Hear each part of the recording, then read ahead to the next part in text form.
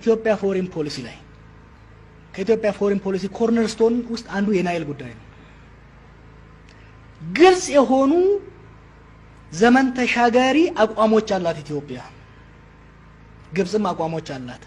በሚደረጉ ድርድሮች ውስጥ አሜሪካም ሆነ የዓለም ፋይናንሻል ተቋማት መሳተፍ የለባቸውም። ምክንያቱም ሁሌም ቢሆን ከግብጽ ጋር እንደሚቆሙ ይታወቃል። ህዝባችን መረዳት ያለበት ከአሜሪካ የሚመጣ ከወርልድ ባንክ ከአይኤምኤፍ የሚመጣ እርዳታ ስሙኒ በአባይ ተፋሰስ ላይ ለአንድ ገበሬ ትንሽ ኩሪ ለመስራት አይፈቅዱም። ምክንያቱም ግብጽን ለሚድል ኢስት ፖለቲካ ይፈልጓታል፣ ለስዊዝ ካናል ይፈልጓታል።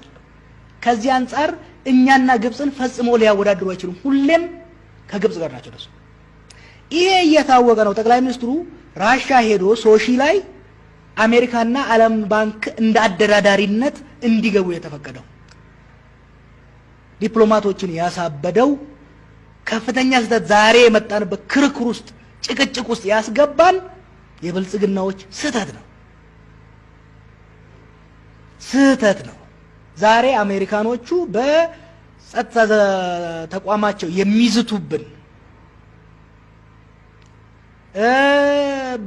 ብዙ ሀገራትን ሎቢ ያደረጉ ለምሳሌ ትናንት ወዲያ ሰኞ ዕለት የዩኤን ሴኩሪቲ ካውንስል ስብሰባ ነበር። የአሜሪካኖቹ አቋም ከግብጽ የባሰ ጠንካራ ነበር እኛ ላይ። ይሄን አያረጉትም ነበር ወደ ድርድር ባናስገባቸው።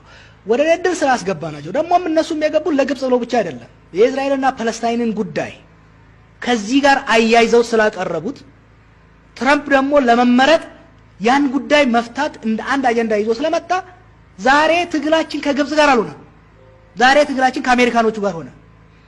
ትዊተር ላይ ደጋግሜ እንደምጽፈው የኛ ችግር ግብጾች አይደሉም። አሁን እኛን እየተጫኑ ብሔራዊ ጥቅማችንን ለመሸራረፍ እየሞከሩ ያሉት አሜሪካኖቹና ምዕራባውያኑ የፋይናንሻል ኢንስቲትዩሽኖቹ ናቸው። ይሄንን ደግሞ በገዛ እጃችን የሰራ ነው። ክርክሩ መሆን ያለበት ያን ስህተት መፈጸም አልነበረባቸው።